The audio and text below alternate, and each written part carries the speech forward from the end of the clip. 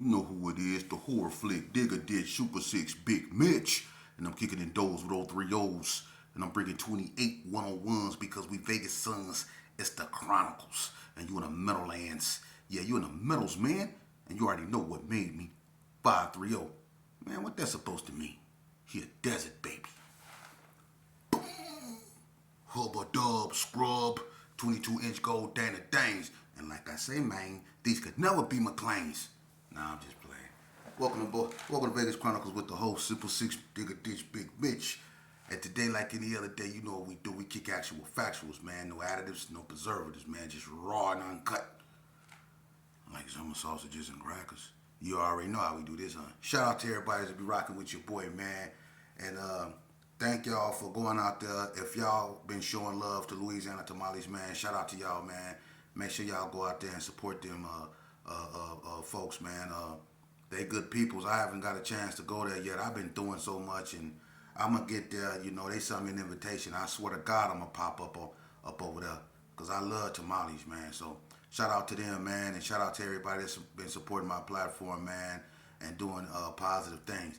Let's jump right off into it, man. I had a conversation with a childhood confidant of mine, Boo Loco. Shout out to him, man. Tarhane, man. Much love, brother. I'm glad you survived the storm. You know, it makes me, you know, really, really, really optimistic. You know, to hear brothers that I knew was once in a struggle, but is like-minded like me and looking for clarity, and trying to be a solution instead of a problem, man. I salute that. Mental maturity is above all. Shout out. But anyway, I want to talk to y'all about something, man, because when me and him was talking about me, it took me back. And I want to tell y'all a story about something, man. You know, we keep it Vegas over here. You know, I don't knock nobody for their platforms. I support everybody's platforms, but Vegas will be heard. You know, but I'm gonna tell y'all a story about a close friend of mine, man. And I feel that that I'm qualified to speak on him because I know him. You know, and this individual I want to speak on, man, because it's a message in this story. I want to show you something. Okay. Now, this individual I'm speaking of is K-Dogg from Northtown Gangster. Kareem Brock. K-Dogg, me and K-Dogg grew up together. We did. I met K-Dogg in the 80s. You know, I used to hear his name. You know, he was one of the, first NTGs. You know, him and J-Rat was close confidants, and I grew up with him, man. You know, and since I met him, he always been a stand-up dude. He was always, down for what he claimed. You know, I would give him that. You know, and me and him got close, in Juvenile. When he came in, he had a cast on his arm. They caught him trying to take J-Rat to California. J-Rat got popped in the butt or whatever. I don't know, but this is what he telling me. But me and him got cool in Juvenile. You know, it wasn't really a lot of NTGs up in Juvenile at this time. You know, they wasn't really a big, gang at that time. They was still in their formation. But he was, active from day one. You know, he was always out there, even when there wasn't a lot of them. He was putting in work. You know, so we went to Juvenile together, man. And up in Juvenile, we became real close. And I remember when he first went to Juvenile, he had a Lakers jacket, some all blue Nikes, and we had to go to RNC. That's when they started RNC.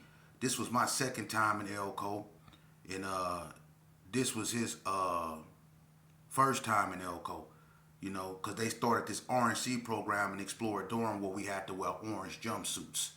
You know, I was in Exploradorm when I was 12 years old when Miss Pat ran that, and anybody that been to Elko know what I'm talking about. But they changed it and they made it to like an intake dorm where we had to wear orange jumpsuits. So that's what me and Kareem and Danny Pollard and a few more people were up in mingling. And this is the funny thing. During this time, he had a homeboy named Durone, George. George stayed in Frontier. And at this time, Kareem and George, K-Dogg and George, they was feuding. They didn't get along. They was tripping at this time. And K-Dogg, remember this, they didn't get along for whatever reasons. Everybody had like homeboys that was in Elko they didn't get along with. Like me and Big Insane had issues. I had issues with people every time I went to Elko. You know, you had like people like Spanky P and Tony Hickman. You know, they got down, and people didn't. You barely seen Bloods fight, but Tony Hickman and Spanky P got down. Romeo and Spike had a fight from '60s, so homies used to be up there tripping with homies sometimes. It just was like that, you know. But him and Do Wrong was tripping, you know. And you know, when we go over there, because it was too many people in RNC dorm, so the you know, some people had to go to Frontier and sleep. You know, this is everybody remember this period, right? But him and Do Wrong up there tripping. Then him and Clem Peef from Paru up there tripping over a female. So K-Dogg used to always be into something. Plus he used to always fight the staff. This boy stayed in the stuff, you know. And on the streets, he started to develop even a more ferocious reputation. You know, I went over in Wrigley Estates one day with this cat I used to be with, man, and I knew not to mess with this dude, you know, and I already did a story on when I got kidnapped by the '60s with this cat, but me and this cat was together over there in Wrigley Estates because this dude grew up in Wrigley Estates, so he got a free pass to go over there because they knew him ever since he was a kid. So I went over there with him one day and didn't know that where I was standing because he was talking to some dude named Rodney. So I'm standing over there with them, and somebody said, "Hey, she." I turn around, it was a white Cutlass or something parked in the driveway. It's K-Dogg and Gunsmoke just sitting in the car. He caught me slipping. You know what I mean? First thing he asked me, "You got your thing?" I wanted to say yeah, but he knew I was lying. But he called me slipping. I was just glad we cool. You know what I'm saying? Because he had me. You know what I mean? And being with this dude, y'all heard, if go back and look at that video when I say I got kidnapped by the '60s, and you'll see which one I'm talking about, which cat I'm talking about. This dude here, man. Anyway, so as time goes on, you know, K-Dogg started developing a reputation. I started hearing his name in them streets, you know. You really started hearing his name. And me and him had a few run-ins on the streets. He caught me and Bread sitting in the grass over there by Doolittle, waiting on Melissa to come from Paru turf to see Bread, you know. And we was sitting in there in the grass, and a car pulled up, and somebody said, "Who was that?" And Bread said, "Who you wanted to G?" And dude say, "This NT and look, they start blowing. This when they had the gate around Doolittle. Remember when Doolittle used to be fenced? The parking lot part, it used to be fenced, and it had grass over there on the side. Oh, y'all remember that when they had the man that used to run along the side of the wall as you drive by? Yeah, back then. Man, when they started blowing, man, look, I ran and jumped that gate, man, look. And the gate had them little pungs on them that go like this here. Man, look here. I ran, and in one hop, and I was over that gate. I was gone. I was up out of there. They tore it up. And when I caught up with him, I told him that was me. You know what I mean? And he was like, "Oh, man, you know, it ain't never like that with me and you. You should have said something." But that's the relationship me and them had, you know, and people didn't understand. To other people, he wasn't to be trusted. He became a hated individual because he stood on business. But every time me and him come around each other, we was always cool. And what made us even more close is when we went to Memphis, Tennessee. Me, him, and Lil Craze. Shout out to Lil Craze, man. Reputable, Rada. You know, day one, A1. Look, me, him, and Lil Craze was in Memphis, Tennessee, and I told y'all about the incident in the classroom when we got into it. Lil Craze get into it with one of the Memphis boys, and they got to tripping, and it's just me, him, and K-Dogg. And it's about a whole classroom full of Memphis dudes. You know, and we stood back to back, and we did what we could for about 15 good seconds. We put up a fight. Then it was all bad, boy. They got the, but we got smashed, but we didn't go out like no punks. They put hands on us. They was whooping her out. Oh, that boy. They was, oh, that boy. Oh, that boy. They was beating her out. They was beating the brakes off. Hey, one of them had me in the headlock, right? Hey, look, one of them had me in the headlock, and I couldn't get out of it. I know how to wrestle, but he country strong. Look, he had me in the headlock, and he just was squeezing my head. And they was hitting on top of my head. And they was going, oh, hey, boy. They was whooping my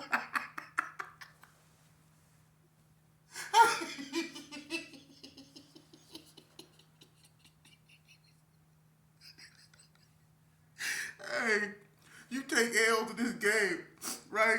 And it ain't funny, man, but if you don't laugh at them, you'll cry because we got whooped.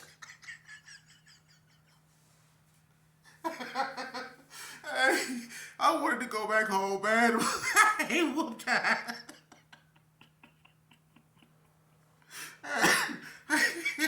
Hey, but anyway, man, y'all know I get sidetracked with that, man. But the dude had me in the cold headlock, and I could get out of it. He had me like and it was hitting me. Hey. Hey, you know how sometimes when you just get beat up real bad, you can't just do nothing but reflect on it and laugh? They beat the brakes off of. Hey, we got. They beat anyway. But anyway, that's what me and him really got cool. You know, we really got cool up in Memphis, man.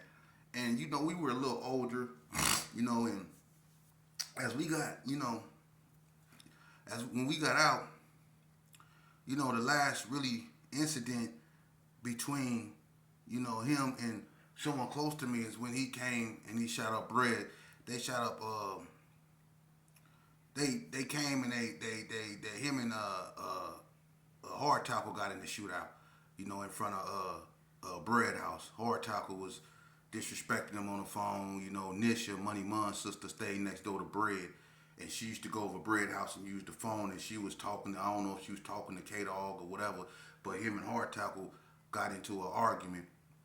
Hard Tackle was disrespecting him, and next thing you know, Hard Tackle basically told him, you know, come over here, whoop whoop, and they came over there, and that's when it went down, you know, and that was one of the last major incidents, you know, that I remember of K-Dog, man, and K-Dog ended up, you know, going to the hoop scout. Me too, you know. And tragedy unfolded. You know, the boy he was the boy he was tripping with in Elko, his homie, you know, do wrong. You know, unfortunately he was unalived, and you know, even though they was tripping back then, that still was his. You know, his homeboy, and it was close. You know, whatever they was going through in Elko, they put that behind them, and they was standing on business. You know, they was doing their thing. You know, and do wrong. You know, he was a reputable, but you know, something happened to him, and you know, K-Dog was locked up. But when K-Dog got out, man, you know, it went. I was in the hoop scout. You know, but you know, like I say, you know, you hear everything going on, and that boy went on one, man. You know, and the NTGs went on one, you know, but K-Dog really went on one, man. He was out there tripping, you know, and he had dudes scared to cross the street. You know, he was on one, and it wasn't just him. It was everybody was tripping. You know, everybody was warring. You know what I mean? The North was against the West. You know, but his name was really ringing. You know, and they was putting in work. And I think, to me, I'm gonna be honest with you. You know, the '60s and the Gerson War was brutal, but at that moment when you know, the NTGs and the Gersons was really at it, man. That right there, you know, has to be in the conversation of being one of the most deadliest moments, you know, in Vegas history. You know what I mean? And it was one of the most dangerous moments in Vegas history, especially when it comes to the streets, because so many people were unalived out here, you know, behind that.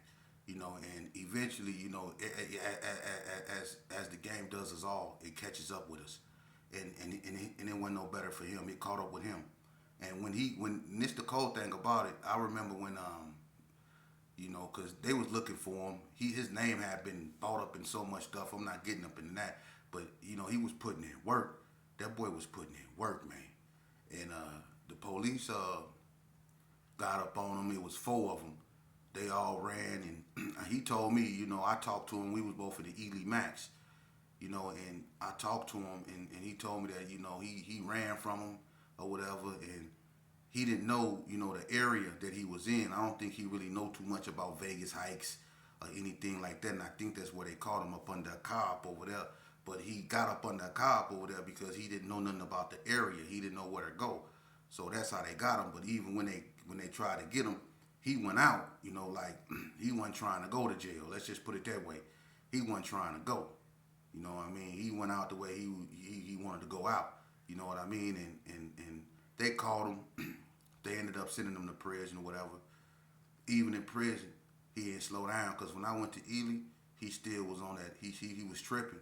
It was an incident up there, he was tripping with drive-by. He was tripping with, Gersons that he seen. He was really anti-Gerson. You know what I mean? But when me and him came around each other, even though he hated Gersons, he was like, Sheep, it ain't never like that with me and you. And it made me feel strange because, I know how the game go, especially when I was in it. I was supposed to hate this dude, but I could never hate him. That was my partner, man. And when you've been where we've been, like in Memphis, and when we just had each other, man.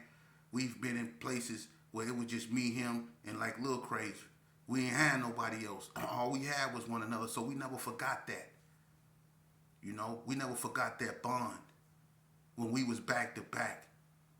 And we became like brothers, And we never lost that. We never let what was going on in the streets come. It's people that got them type of relationships. And so me and him always kept a line of communications, even when it was Gersons that he couldn't see. And I talked to him in Ely, man, and we was next door to each other. He got some more time on his case because he poked up Jeezmar from LA 60s. Him and Jeezmar got into it with, I don't know who Jeezmar thought he was, but him and Jeezmar got into it, and Jeezmar was one of the honchos of Golden Circle. He was from 60s in Cali, but he got into it with K-Dogg. K-Dogg stabbed him all up in the head. You know what I mean? And they gave K-Dogg some more time for that. So he was a rider through and through. But I'm going to tell you something. As hard as that boy was, even God got a way of intervening and breaking you down. And that's what happened to him. See, something happened to K-Dogg. I'm not going to get into that and put his business out there, but God intervened and broke him down. Yeah. And I'm going to tell you something. You notice how all these stories I tell about, people that I once knew and how they end so tragic?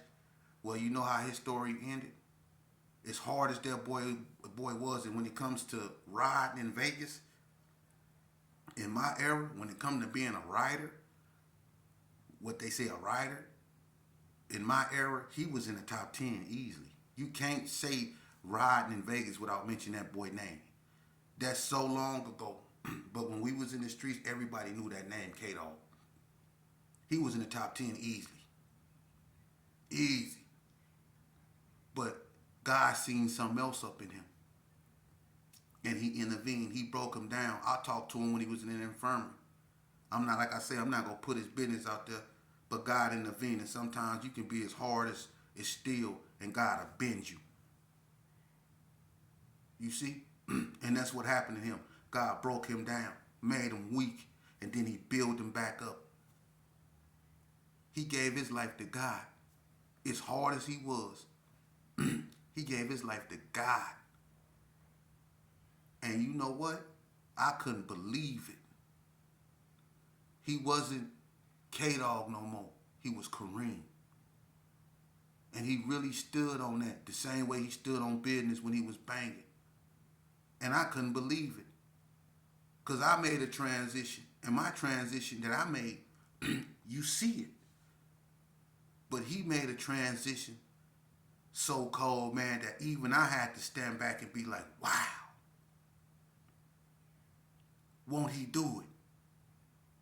He living proof of what God will do when he sees something in you. And he will use you as a vessel to bring and spread his message. And that's what he did to K-Dogg. And I never in my life witnessed nothing like that, man. Because what that man stood on in the streets, he stood on with that Bible just as hard, man. And I salute that brother. See, this ain't a story of him being locked away forever or him being under that grass because he couldn't stop doing what he was doing. See, when God intervened, God gonna make you stop doing what you're doing. And when I talked to him, me and Pork Chop spoke to him at NNCC. He was in the infirmary. He used to come outside. And he was the type of dude that, you know, he was kind of weak. He was in a wheelchair. But he grabbed that gate and he got up out that wheelchair and he stood up. You see? That boy had... And he didn't let what he was going through get him down. He dealt with that, and he recovered from that, and he's still here because of his faith and his belief in God. You see, God delivered that boy, man, saved him, and he out there living his best life. Shout out to K-Dogg, aka shout out to Kareem Brock, aka K-Dogg. He living his best life, man. For real. And for a lot of you youngsters out here, that man right there was the boogeyman. He was one of the boogeymans of the North, man. For real. But when God got through with him, man, that brother glowing, man. He glowing. And that's a message to you youth out here, man. It don't matter how hard you think you are. Once God step in, and God step in many ways, man, sometimes God will put us in a place where we don't want to be to save us from our own selves. And that's what happened with me. He put me somewhere to save me from my own self. And I was so gone that even in there, I almost lost my life in there. I've been poked up in there. So imagine what would have happened to me if I would have still been out there on the streets with that type of mentality. God had to slow me down. I was walking around a clenched fist like so many of these youngsters up out here. You know? I was a clenched fist too. But God took his time with me and he remolded me into the man that I am now. So I'm able to come to y'all and bring y'all these messages, man, of hope. Because we can't continue to go down this road and this path right here, man, and then look up and blame it on other people. We're in this situation because we want to be in this situation, and until we don't want to be in this situation, we go stay in this situation. It's up to us to bring ourselves about this situation, and it can be done. Look at what our ancestors did. We always want to revert back to them and what happened to them whenever something go wrong with us. We always talk about, this racism thing and all that. But what about self-racism? What about self-hatred? We have to take a look at that because that's the most poisonous form of racism and hatred. It's self-racism and self-hatred. That's the most poisonous form of it. And like I say all the time, the biggest threat to a black man is another black man. Until we recognize that and change that, we gonna be stuck, stagnated, man. And it's a shame, man, because we can go at each other with such ferocity of hate. We can go at each other with such focus to wipe each other out. Why we can't do the same thing to lift one another up? When we put our hand out, it shouldn't be to push one another down. It should be to help one another up. And you should never look down on a person unless you looking to pick him up. If you looking down on someone, it's because you offering him a hand to pick him up. Because he is you and you is him. We are us. And all we got is us, man. But we don't trust us. We have to do something about that, man. For real. When you got a guy like me sitting in it telling you this here, surely God is at work. Because if anybody that know me knew how I was in these streets, you couldn't talk to me. Just like I say K-Dogg was the boogeyman of the North, I was the boogeyman of the West. You couldn't talk to me. I stress my mom beyond stress. I've stressed other people's moms beyond stress. I've caused so much destruction in my community. God allowed me to look at what I've done. I have to come to terms with that. I have to subdue the monster within me, not the so-called monster out here that I perceive was inflicting me, but I was my own worst enemy. I was my own biggest hater. I was my own per rolling 60 crib or whatever I supposed to have hated. I was the embodiment of all that. Everything that I despised, I was the embodiment of that. So every time I looked in the mirror, I seen everything that I hated. You see? I was that. You know? And we have to start teaching our youth that, man. Let's get them out these gangs, man. Let's teach them individuality and how to stand on their own, man. How to respect women. That it's okay to open the door. That it's okay to say, excuse me. That it's okay if someone bump you. You don't have to go to no gunplay or something like that. Let's get up out of that, man. We not animals. So if a person is looking at you, we shouldn't feel like a dog and start barking. You know? That's all I'm saying, man. We have done enough to ourselves, man. It's time to heal, man. That's all I'm saying. Our mothers deserve a good night's sleep for once, man. Let's reverse the trend. You know how many mothers be stressed out? I'm gonna tell you the most when a mother stressed. Every time my child leave outside that door. That's when a mother's stress levels is at an all-time high because she